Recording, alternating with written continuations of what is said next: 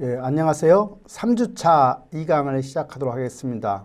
3주차 2강의 학습 목표는 이산 확률 분포의 개념을 설명할 수 있다.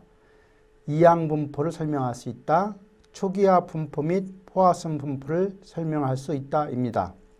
학습 내용은 이산 확률 분포, 이항 분포, 초기화 분포, 포화성 분포가 되겠습니다. 먼저 우리가 이산 확률 분포입니다. 저번 시간에 우리가 확률 분포는 크게 이산 확률 분포와 연속 확률 분포가 있다고 설명을 드렸습니다. 이산 확률 분포에 해당하는 분포에는 이항 분포, 초기화 분포, 포화성 분포, 기하 분포가 해당이 되고, 연속 확률 분포에는 균일 분포, 그 다음에 정규 분포, 그 다음에 T분포, F분포, 카이스케아 분포, 얼랑 분포, 베타 분포, 삼각 분포 등이 있습니다. 이산 확률 분포라고 하는 것은 확률 변수가 이산 확률 변수인 확률 분포를 지칭합니다. 확률 변수 X가 가능한 값 X를 취할 확률을 우리는 P, 가로 열고 X = X라고 표현합니다. 예를 들어서 결석일수가 하나도 없는 경우가 35명이고 결석일수가 하나인 경우가 8명, 결석일수가 이틀인 경우가 4명, 결석일수가 3일인 경우가 2명, 결석일수가 4일인 경우가 1명이 나와서 총 합계가 50명이 되겠습니다. 이런 경우에 확률을 계산해 보면 0인 경우, 결석일수가 0인 경우는 50명 분의 35명이 해당이 되어서 확률 함수는 0.7 되겠습니다. 결석일수가 하루인 경우는 50분의 8이 되어서 0.16이 되겠습니다. 이산 확률 분포 중에서 대표적인 분포가 이항 분포입니다. 이항 분포에 대한 설명을 드리면 다음과 같습니다. 이항 분포를 이루기 위해서는 이항 실험을 통해서 얻어지는데, 이항 실험이라고 하는 것은 베르누이 시행을 n번 반복하는 실험을 우리는 이항 실험이라고 합니다. 우리가 이항 실험이라고 하는 것은 각 시행에서 나타날 두 개의 가능한 결과 가운데 어떤 하나를 갖다가 우리가 성공, success라고 한다고 하면 다른 하나는 실패라고 할 수 있는 실험의 시행 또는 관찰을 일컫습니다. 여기서 이항 실험의 조건을 말하면, 이항 실험의 조건을 만족하려고 하면 첫째, 동일한 시행을 n번 반복해야 하고, 각 시행은 성공과 실패라고 하는 상호 배타적인 결과이며 n번의 시행은 각각 독립이어야 합니다. 그리고 한 번 시행할 때 성공 확률 P와 실패 확률 1-P는 시행할 때마다 동일합니다. 그리고 확률 변수 X는 n번의 시행 중에서 성공 횟수라고 이야기를 합니다. 이러한 상황에서 우리가 이항 확률 분포라고 하는 것은 이항 확률 변수와 관련된 확률 분포를 지칭합니다. 즉 X라고 하는 것이 결국은 바이노미널 이항 분포로 있고, 평균은 n, 그리고 n번과 평균이 p인 경우가 해당이 되겠습니다. 여기서 이항 확률 변수의 값을 구하기 위해서는 함수 또는 표를 이용하게 됩니다. 여기서 우리가 이항 확률 함수라고 하는 것은 이렇게 표시합니다. 그래서 ncx는 p의 x, q의 n-x가 되는데, 여기서 q는 1-p라고 표시하기도 합니다. 여기서 ncx라고 하는 것은 고등학교 과정에서 배웠던 ncx라고 하는 것은 여기서 n-x 팩토리알에다가 x 팩토리알을 얘기하고 n 팩토리알을 얘기합니다. 여러분들 옛날에 배웠던 팩토리알 개념 알죠? 예를 들어서 3 팩토리알은 3 곱하기 2 곱하기 1을 얘기하고요. 물론 1 팩토리알은 1입니다. 근데 하나 조심해야 될 것은 0 팩토리알도 1이라고 하는 사실입니다. 그래서 여기 그 NCX 요 표시는 이렇게 쓸 수도 있고 그냥 우리가 이렇게 표시할 수도 있습니다. 그래서 요 부분이 지금 이렇게 나온 부분이고 요 부분이 안 나온 것이고 요 PX는 요 Q는 아까 1-P이기 때문에 이렇게 표시할 수가 있는 것입니다. 여기서 N이라고 하는 것은 시행 힐수를 얘기하는 것이고 X라고 하는 것은 성공 힐수를 얘기합니다. 그리고 P는 한 번 시행해서 얻는 성공 확률을 P라고 얘기합니다. 그리고 Q는 즉 1-P인 각 시행에서의 실패 확률을 얘기합니다.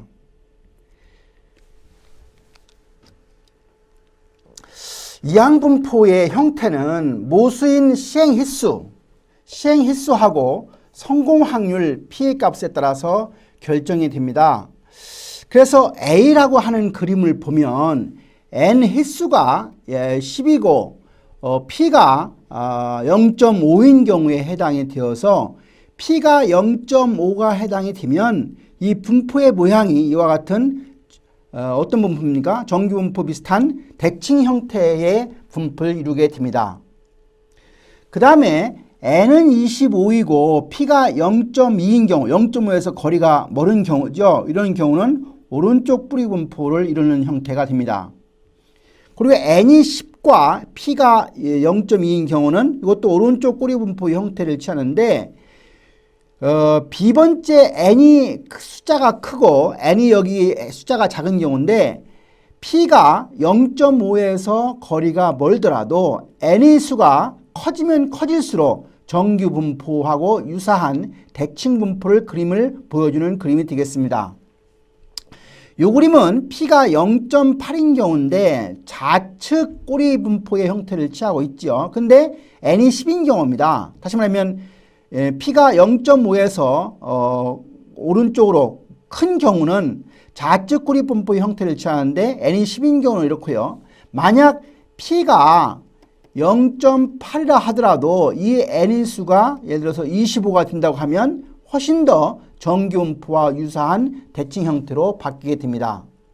다시 말하면 이 그림에서 우리가 알 수 있는 것은 이항분포의 형태라고 하는 것은 시행 횟수와 성공 확률에 의해서 결정이 되는데 성공 확률이 0.5가 되면 0.5와 유사한 값을 가지게 되면 N의 수에 무관하게 대칭인 상태를 이루는 것이고 만약 P의 성공 확률이 0.5에서 거리가 멀면 거리가 멀다는 이야기는 0.9조로 간다거나 0.1조로 가게 되면 N이 작은 경우는 비대칭이지만 이런 경우도 N이 커진다는 이야기는 N이 30 가까이 이상의 숫자로 가게 되면 대칭인 상태로 간다는 얘기입니다. 다시 말하면 이항분포의 형태는 시행 횟수 N과 성공 확률 P에 의해서 결정이 된다는 사실입니다.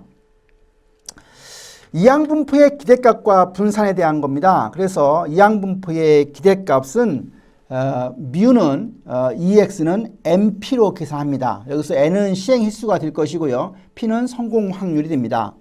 그 다음에 분산은 MPQ가 되어서 MP 가로 열고 1-P 형태가 되는 것이고요.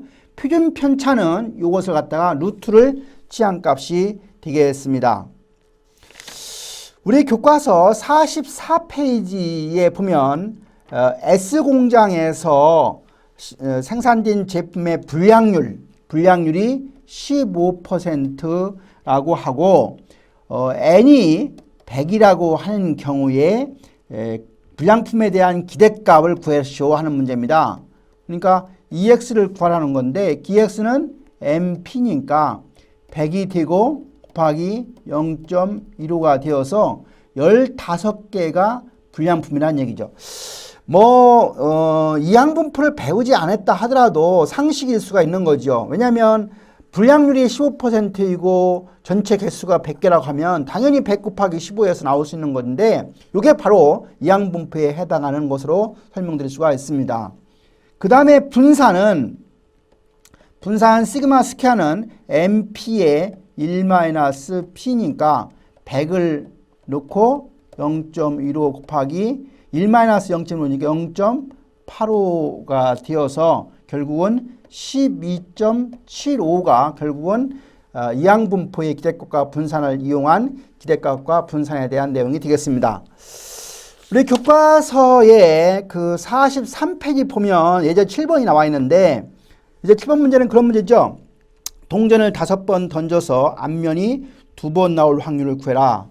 n이 얼마라고요? n이 5번인 상태가 됩니다. 근데 5번 던져서 몇 번이라고요? 2번이라는 얘기 있습니다. 2번. 그러니까 NCX 중에서 5번 중에서 2번이 나왔다는 얘기죠. 근데 앞면이 2번 나올 확률. 앞면이라고 하는 것은 동전의 경우는 2분의 1이죠.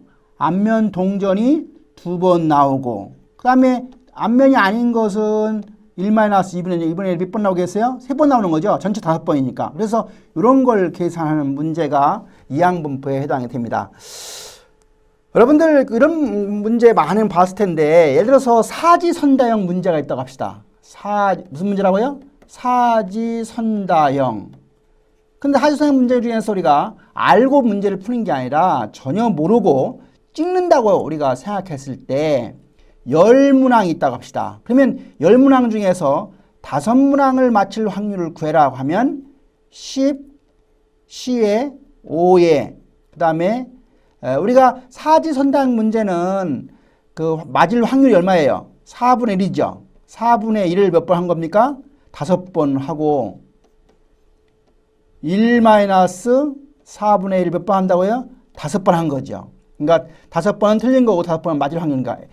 그리고 우리가 아까 그 10, 15는 다시 한번 하면 10-5의 팩토리얼 그 다음에 5 팩토리얼 그 다음에 10 팩토리얼 이렇게 해서 계산을 하면 되겠습니다. 우리가 다음에 이제 이산 확률 분포 중에서 두 번째 나오는 분포가 초기하 분포가 됩니다. 초기하 분포. 하이퍼 지오메트릭 디스트리뷰션이 됩니다.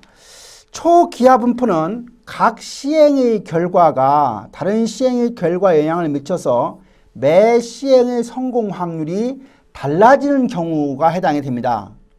언제에 해당이 되냐면 무한모집단이 아니고 유한모집단으로부터 비복원 추출을 할 경우에 적용되는 확률 분포가 되겠습니다. 그래서 초기하 분포의 확률 함수를 써보면 A 플러스 B개 중에서 N개를 뽑는데 A개 중에서 X개를 뽑고 그 중에 B개 중에서 N-X를 한 거를 뽑는 이런 형태의 확률 함수가 바로 이산 확률 분포 중에서 초기하 분포의 확률 함수가 되겠습니다. 그리고 지금 초기하 분포의 경우에 기대값은 지금 이항분포하고 똑같습니다. 그래서 이 MP로 나온 것이고요. 분산은 MPQ에다가 가로 열고 n분의 1분의 n-n 다시 말하면 모집단의 개수에서 표본의 개수를 뺀 거를 갖다가 n-1로 나누면 우리가 분산을 구할 수가 있습니다. 한번 유사한 문제를 한번 풀어볼까요? 교과서 45페이지에 문제가 있습니다. 불량품이 4개, 우량품이 6개인 총 10개네요. 그런 집단에서 몇 개를 뽑았어요? 3개를 뽑았는데 3개가 모두 불량품인 여기서 뽑을 확률을 구해라 이런 얘기입니다. 다시 말하면 10개 중에 3개를 뽑았다.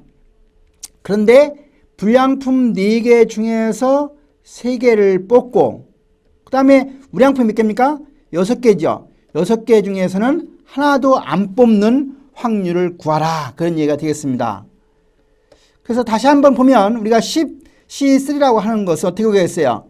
3 팩토리얼 10-3 팩토리얼 분의 10 팩토리얼이 되는 거죠. 이게 이제 분모 부분이 되는 것이고 4C3는 어떻게 했어요? 3 팩토리얼 가로 열고 4-3의 팩토리얼 분의 다음에 4 팩토리얼이 되는 거죠. 그 다음에 6시 제로라고 하는 것은 0 팩토리얼 가로 열고 6-0 팩토리얼 분의 6 팩토리얼이 됩니다. 아까 설명했듯이 0 팩토리얼 0 팩토리얼은 1이라고 하는 사실을 꼭 기억해둬야만 문제를 해결할 수가 있는 것입니다. 문제는 여기 분산값에서 봅시다. 우리가 npq에다가 n-1분의 n-n이라고 하는 부분이 여기다가 곱해지는데 만약 요 n-n, n-1 값이 만약 n과 이 스몰 n을 비교해서 5% 미만인 경우에 예를 들어 이런 거 해봅시다. 라지 n이 많이 되고 스몰 n이 10이라고 하면은 이 값이 뭘로 수렴하는 문제 봅시다. 어떻게 되겠어요? 만에서 1을 뺀 숫자에다가 만에서 10을 빼면 되는 거죠. 그러면 아래는 9,999가 되고 위에는 뭐가 돼요? 9,990이 돼요. 그러면 9,990을 9,990 나오면 이것은 뭘로 수렴하면 1로 가는 거죠. 그래서 우리가 요 부분 라지 n-n을 n만 나눴을 때 만약 이게 5% 미만이면 라지 n이 비해서 스몰 n이 n의 5% 미만이면 1로 수렴하기 때문에 이 값은 큰 영향을 미치지 않는다는 사실입니다.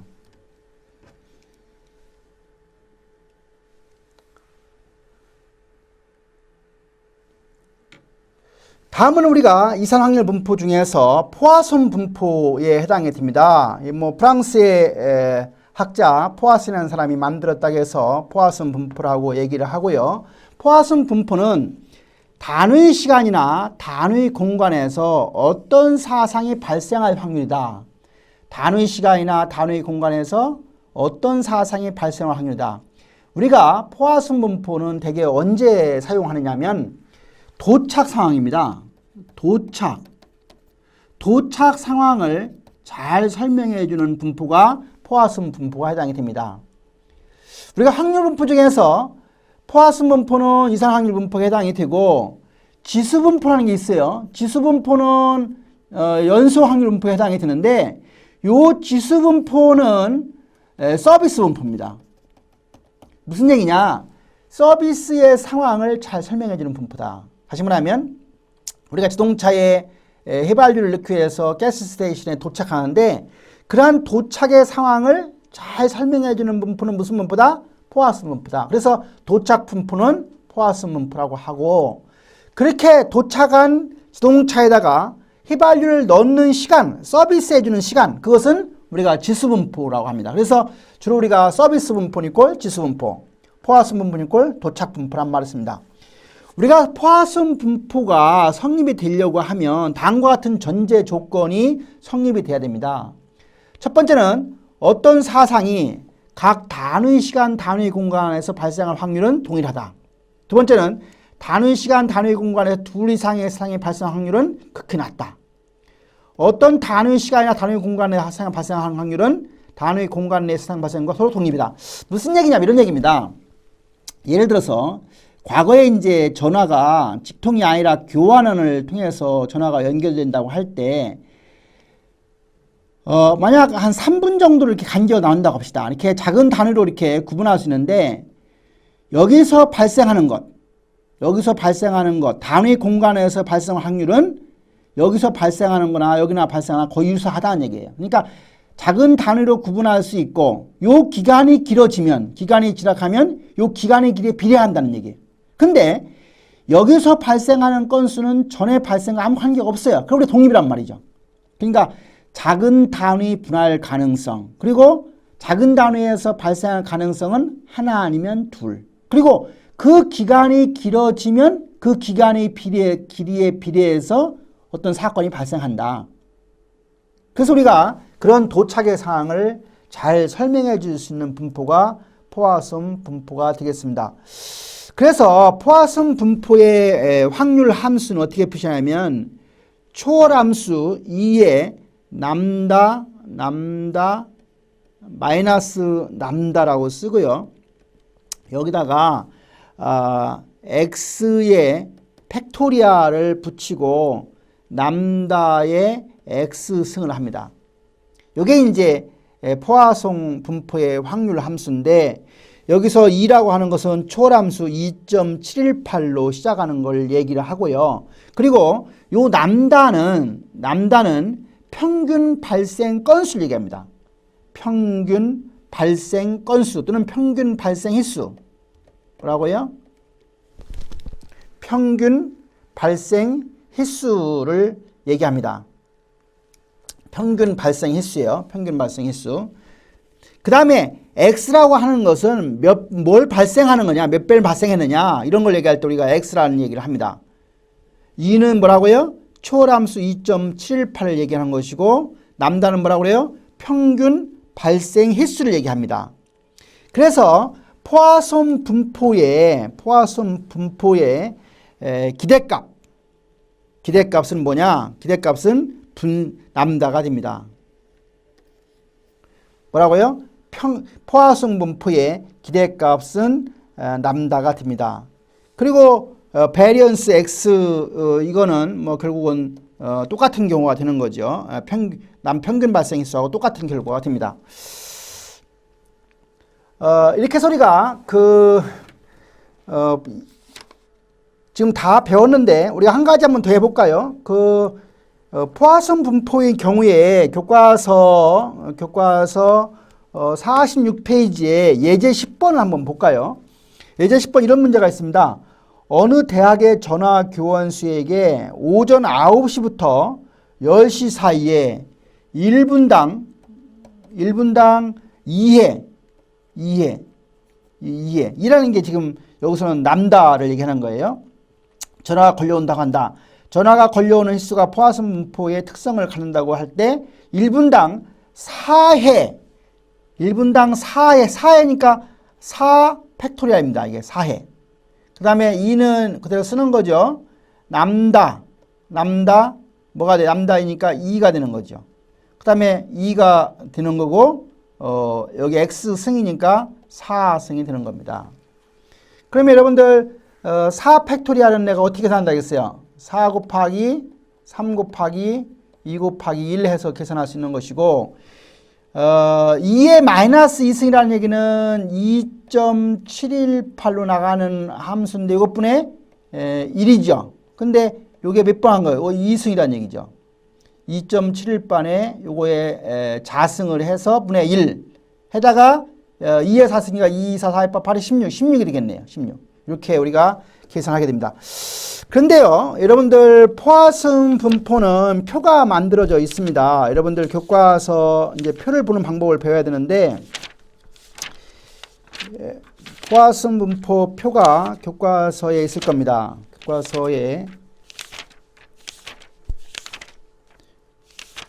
교과서 320페이지입니다. 교과서 페이지 320페이지 가면은 포화송 분포가 나오는데 여기 수평축에 람다라는 게 있어요. 람다를 가보시죠. 그래서 여기서는 지금 2라고 하는 람다가 있으니까 두 번째 축에 보면 여기 중간에 보면은 2라고 있는 거 보이죠. 여기 2라고 하는 게 있습니다. 2. 그리고 이쪽 수평축에, 요 수직축에 보면은 x값이 있죠. x값. 그래서 여기 람다를 먼저 2를 보고 x가 2인 경우 여기 0, 1 이렇게 나오는데 2인 경우 마주치는 요걸 읽으면 됩니다. 여러분들 읽어보면 얼마 나와요? 2가 0.2707 나오죠. 0.2707. 좀 이상한가요? 지금 교과서가 2회가 아니고 4이니까 여기 4로 가야죠. 2가 아니고 4로 가면은 0.90이 나왔어요. 0.0902 해서 우리 지금 교과서 46페이지에 예제 10번의 답이 0.904인데 0.9002 근데 표 320페이지 가면 람다로 먼저 가서 람다 2를 찾고 람다 두 번째 쪽에 람다 2를 찾고 여기 0부터 1, 2, 3, 4 나오는데 우리가 지금 문제에서 4회 전화가 걸려올 확률이니까 4하고 마주치는 점 아까 2는 2707 맞았어요. 3이 0.1804, 4가 0.0902. 그래서 0.002. 그래서 이렇게 하나하나 계산해서 구하는 방법이 있는데 구하는 것을 힘들니까 이미 사람들이 편리하게 하기 위해서 표를 그냥 읽어서 보는 방법이 있습니다. 그래서 우리가 표를 읽는 방법을 좀 배울 필요가 있습니다. 앞에서 우리가 이항분포에서도 그 표를 읽는 방법이 있습니다. 우리 이항분포 한번 표로 가보세요. 교과서 319페이지 가면 이항분포 표가 나오는데 319페이지에 수평축의 P라고 하는 값이 있죠. P라는 값이 있는데 319페이지 하면 지금 0.25라는 거 보세요. 0.25. 아까 사지선다형 문제 같은 경우는 4분의 1이니까 0.25가 되는 거죠. 여기에 요 수직축에 보면은 nx라고 하는 값이 나오는데 지금 10이라고 하는 거에서 0부터 쭉 나왔죠. 그러니까 아까 10문제 중에 5문제 맞출 확률 5하고 요놈하고 읽으면 얼마 나왔어요? 0.0584. 0.0584. 이렇게 이항분포를 읽습니다. 다시 한번 얘기합니다. 이항분포를 읽는 방법은 이항분포 표에 지금 교과서 보면은 316페이지부터 쭉 이항분포가 나오는데 이항분포의 표에 가서 먼저 P를 읽는다. P는 뭐였어요? 아까 성공 확률이죠. 성공 확률이 0.01부터 시작해서 쭉 지금 어디까지 나와 있냐면 0.5까지 쭉 나와 있습니다. 0.5까지 나와 있고 그 수직축에 보면은 NCX 값이 나와요. NCX. 그래서 N이라고 하는 게 전체 발생 건수분의 몇 번이 발생했느냐가 X거든요. 그래서 10번 중에 5번 하면 5를 보는 거예요. 5. 그래서 4분의 1이면 0.25하고 4분의 1 마주치는 0.0584가 아까 사지선다형 문제 10문제 중에 5문제를 맞출 확률입니다. 찍어서 알아서 문제 맞추는 게 아니라 5문제를 찍어서 맞추는 확률이 바로 0.05번. 그러니까 퍼센트라면 5.84밖에 안 된다. 그러니까 10문항 중에서 그냥 임의로 찍어가지고 맞을 확률은 결국은 5.8%밖에 안 된다 하는 얘기입니다. 그래서 여러분들 그 이항분포의 표를 지금 읽을 줄 알았고요. 그 다음에 지금 두 번째 그 포화선 분포 표도 보는 방법을 배웠고 초기화 분포표는 없습니다. 초기화 분포는 계산을 해야 되는 상태가 되고요.